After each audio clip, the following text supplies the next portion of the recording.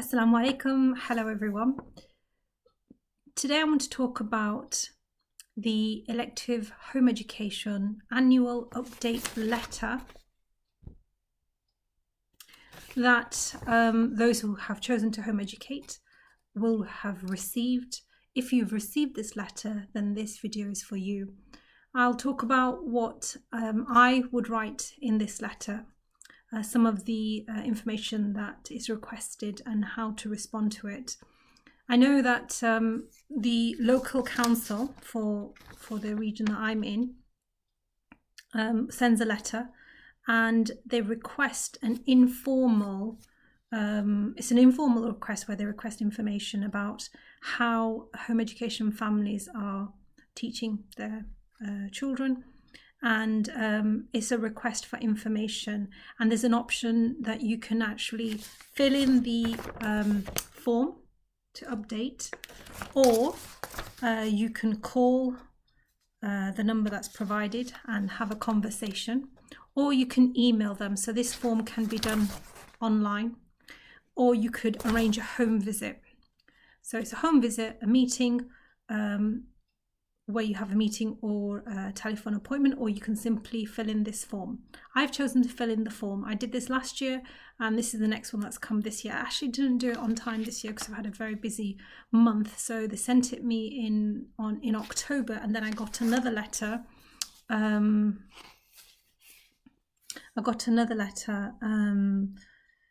In December, and they have requested that I fill it in within 7 days, and I've just had a very busy time, not been able to do that, so I'll explain that when I send the letter.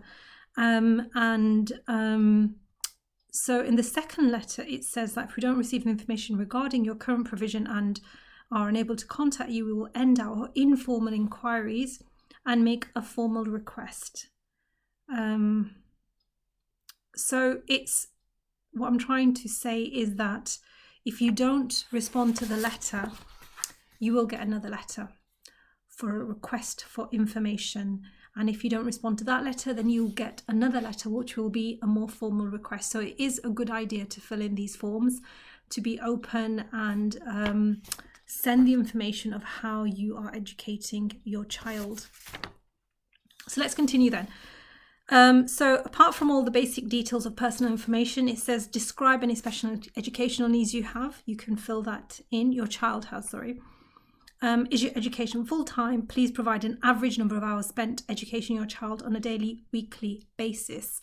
So I suppose it's how we look at education. I teach my child from the moment she wakes up to the moment she goes to bed. I do more than what she does at school. I'm constantly engaged with her, whether it's formal learning or informal learning as well. But she's constantly learning. So you could put however many hours you want. So I would put something like at least, so if I'm looking at least 8 till 6, that's 12 hours at least. And she's still learning up until she goes to bed at 8 o'clock, so she's still learning. So I could put anything like 12 hours a day, and that's including weekends as well. And you can make a note of in what way she's learning. We'll get to that. So that could be something like 12 hours a day. You can put that down as well. Is your learning at home primarily structured, unstructured, autonomous, or a mixed approach? Primarily structured means, do you have a timetable? Do you have a plan of what you're going to do from morning to the afternoon to the evening? Does she have an unstructured, does your child has an unstructured routine? It could be you can follow your child in what the child wants to do, what they want to learn. If they want to have a reading morning that morning when they've woken up, or you want to, or if your child wants to maybe go out for the day, and you can unstructurally help your child understand the world around her. For example, it could be day shopping, and in that shopping trip to the supermarket, you can teach your child how to do maths problems. It could be looking at ingredients. It could be something to do with science and understanding, especially with biology, healthy eating. Or you could do things like colours or shapes or sizes or weight. So maths can be involved in that. Is it unstructured in that way? that you just take the day as it comes? Is it autonomous, where you allow the child to learn independently perhaps?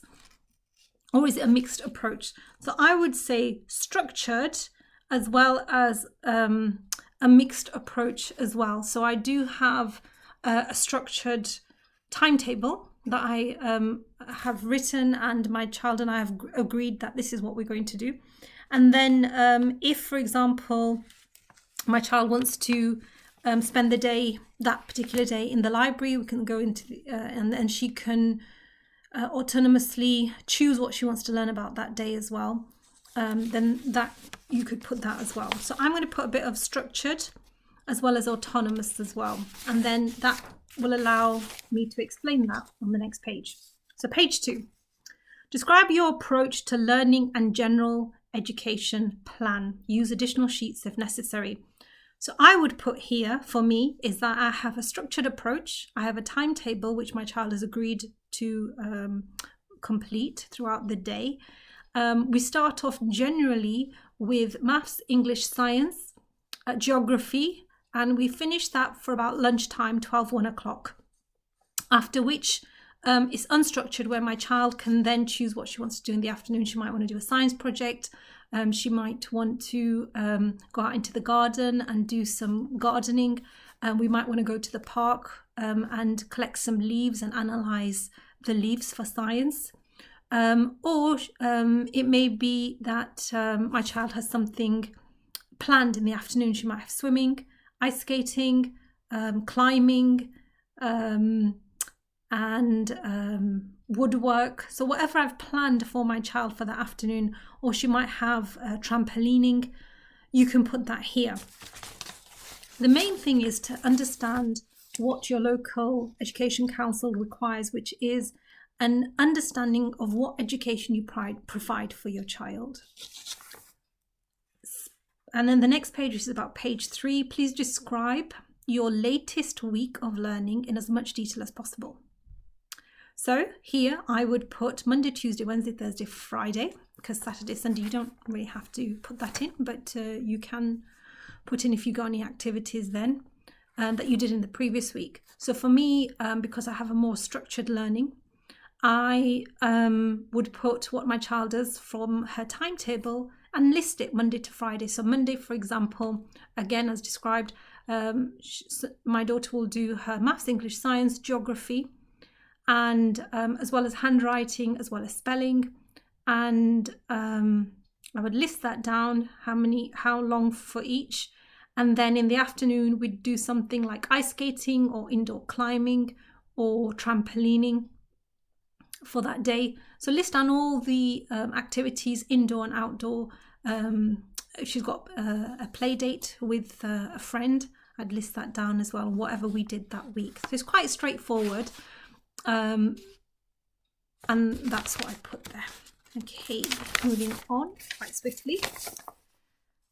Main workbooks, textbooks, resources currently being used if applicable. So here again, I would put all the resources I use. So I use things like CGP, Sims. I use online resources like Doodle Maths, Doodle English. I use Squeebles, which is Maths Times Table app. I also have other textbooks, like for English, I have a comprehension textbook. I think it's with CGP, where they have 3 different books, one for comprehension, one for writing to develop writing. And there's another one which is to do with words and grammar. So it's called the Word Buster, but it's more to do with grammar there. So I just really make a list of all the books that we've used, as well as the spelling book I have for her. And any apps that you use, any online websites that you use, you could list that here as well. The next one is, please describe any regular social activities your child currently undertakes, takes part in, or had taken part in prior to the pandemic. So this is a good one because it shows that how, due to the pandemic, due to COVID, home educators are quite restricted in what they can do now. Because even though schools are open, a lot of the activities that were open for home educators have come to a pause. Some of them have opened, but maybe with limited numbers or times, or even group sizes as well. So here I would put something like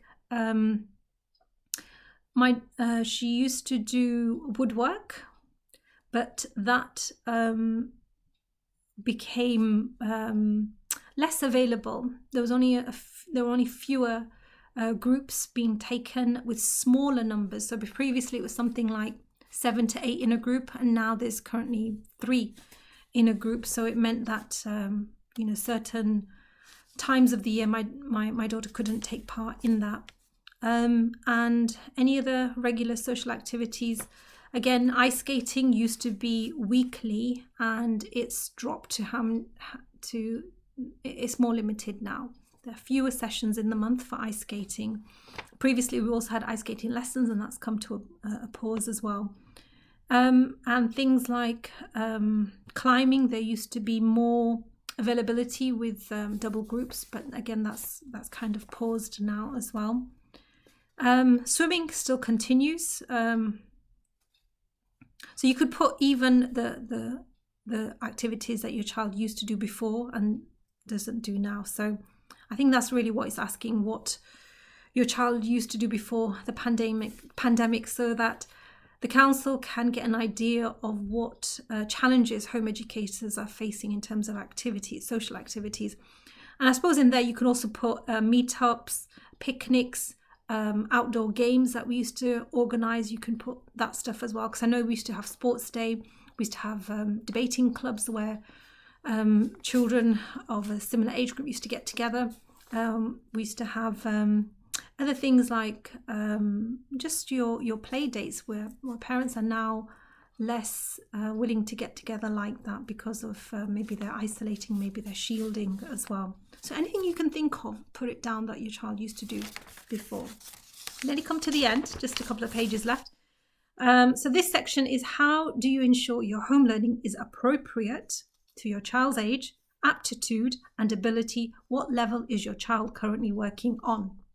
So if you have a more structured approach where you're using textbooks, or if you have a timetable, even with an unstructured approach, you can still use textbooks. So it's a mixture. It's not a black and white rule, really. I use more of a structured approach for my child. So then I have things like their course books, where there is an assessment after each section, where the child can then assess how much he or she has understood. And also there's a checklist as well after each activity, where the learner can put whether they're happy, they need more practice, or whether they were okay in that activity. That's how I assess my child's ability. In terms of whether it's appropriate to your child's age, then I choose books which are for her age group. If, for example, for maths, my child has finished year 6 maths, I could go on to year 7. But instead, I am embedding and deepening her knowledge of maths at year 6, so that she is strong. She's got a very strong foundation. Or you can put that you're on year 7 maths and your child is working ahead. You could either put both. And so the books really, if you use CGP, they have a good way of assessing child's ability through their assessments. I know some of the books that I use with CGP and even Collins as well, Schofield and Sims, they do tests as well after each section as well. And that's how I can check what level my child is currently working on at. I can also look at the national curriculum, which I do have. I think, yes, here. Excuse me. So here, this national curriculum for my child's age group, it says very clearly, I'll just quickly turn to, so for each subject, excuse me here, just show you the contents. It's a good idea to have this. I like to browse through it for each subject: English, maths and science. This has it for English, maths and science. If we just take a little look there, I don't know if you can see it. Yeah, I don't know if you can see it, but what it shows is that The school curriculum, it shows for English, it has Key Stage 1, which is your year 1, which is also year 2 as well. And it's also reception. And then you've got Key Stage 2, which is year 3 and 4. And then it's called, that's lower Key Stage 2. Then you go upper Key Stage 2, which is year 5 and 6. Then it goes on to then it goes on to spelling, word lists, etc., that they should be able to do at that age as well. So you've got spelling, word list, and then your general year 5 and 6. So I would look at that and see, oh yes, I'd look at each section. So for example, page 33.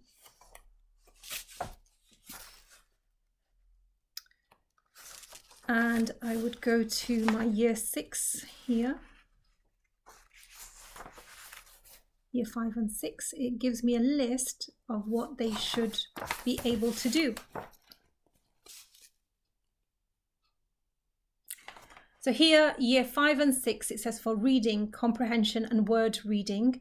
And it has a list here. Maintain positive attitudes to reading and understanding of what they read by continuing to read and discuss an increasingly wide range of fiction, poetry, plays, non-fiction and reference books or textbooks. Well, I know that my daughter can do that because she has done that in her CGP books where she's looking at poetry, she's looking at comprehension, so she has a wide range of different texts, including poetry, including fiction and non-fiction, and also she uses reference books for her maths, English and science as well.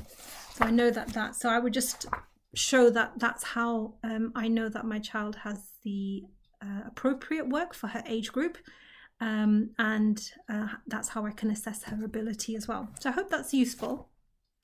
Primary National Curriculum. You can get this from Amazon.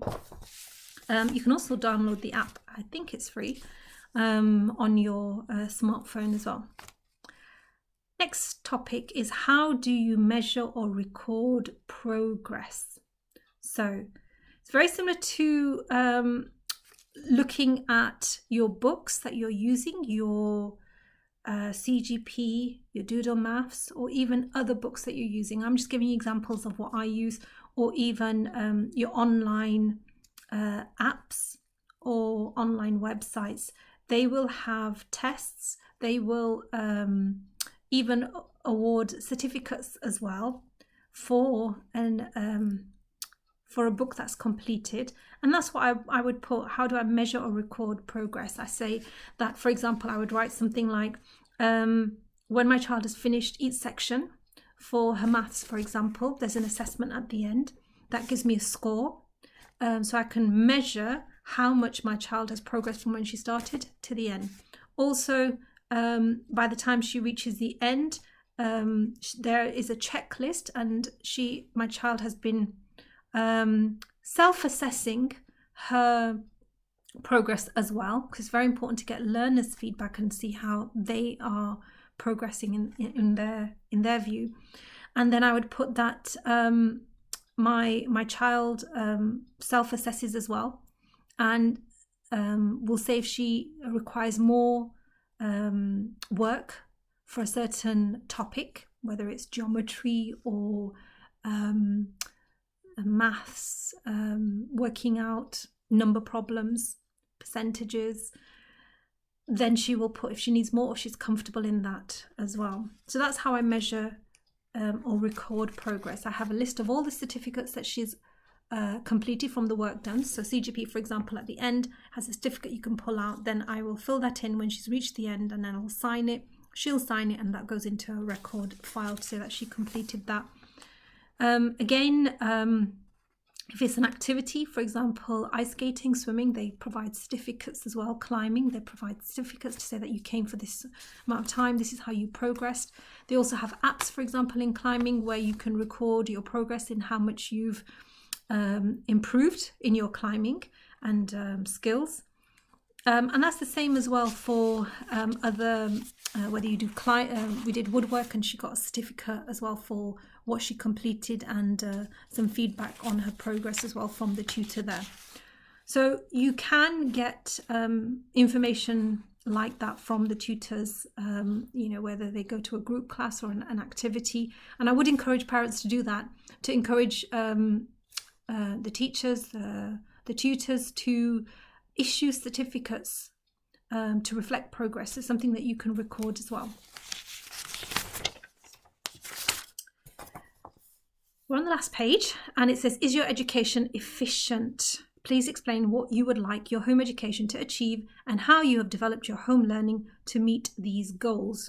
So is your education efficient?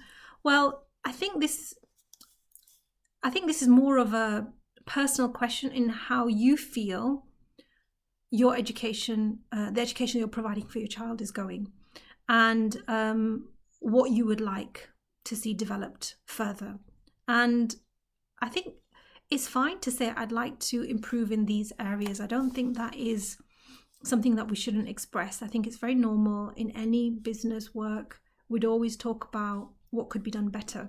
So what I would put for here is I am satisfied with the timetable I've put together with my daughter, and we're working alongside it to give a structure in our learning, and it's something that we can improve definitely, and we look at it and we assess it after each term to see what we can change, what would we like to do differently this semester.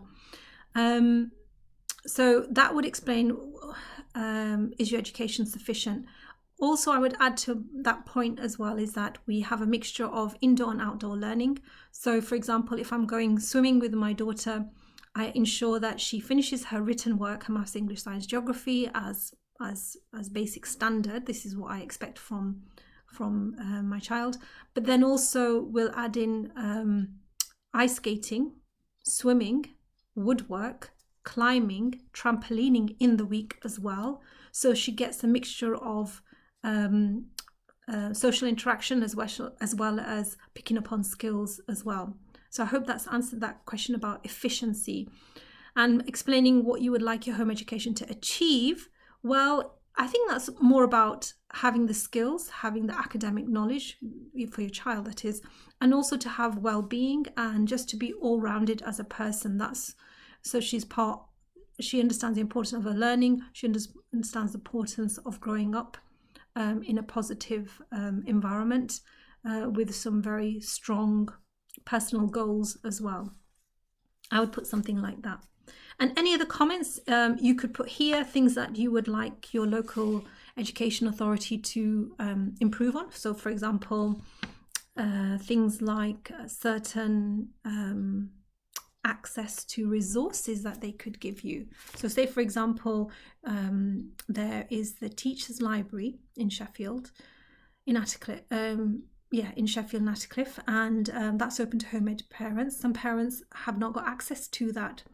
You could say that you want access to that, and that would help your child in her reading and just interest in subjects, creating depth in her learning of subjects like maths, English, science, geography, the world around her, and also any other websites that you would like some access to, whether the council can fund those or whether they could give you a discount, is something that you could add there, or any other comments that you would like to make.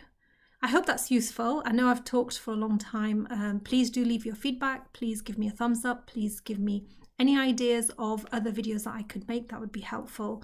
But thank you for listening, and take care, especially with this pandemic that hasn't gone away. It's been nearly 2 years now. So I pray that everyone is safe and keeps safe, and all the best in your home education journey. Take care.